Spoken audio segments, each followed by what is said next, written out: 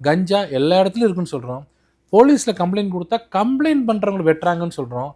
ஒரு அரசு ஊழியர் வந்து மண் எடுக்கிறாங்கன்ற அவர் மேலே லாரி ஏற்றுக்கொள்கிறீங்க. என்ன கம்ப்ளைண்ட் ஒரு இன்னைக்கு போய் நீங்கள் ஒயின் ஷாப் திறந்துருக்குன்னு ஒருத்தர் கம்ப்ளைண்ட் பண்ணாருன்னா 20 நிமிஷத்தில் ஒயின் ஷாப் ஓனர் வந்து அவங்க வீட்டுக்கு ஆள் அனுப்புறாரு. இதை நாங்கள் ஒரு நாள் 2 நாள் இல்லை சொல்லிக்கிட்டே இருக்கிறோங்க. போலீஸ் அப்படியே தான் இருக்குது. மக்கள் அதை பார்த்துட்டு தான் இருக்காங்க. கவர்மெண்ட் ஒரு ஆக்ஷன் எடுக்கிறது இல்லை.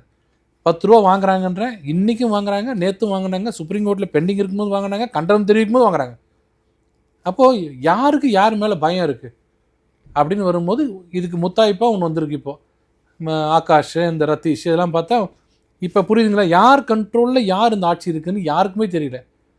ஒரு உதயநிதி ஸ்டாலின் கையில் தான் இருக்கா? இல்லை மருமகன் பேரில் இருக்குது கண்ட்ரோலில்.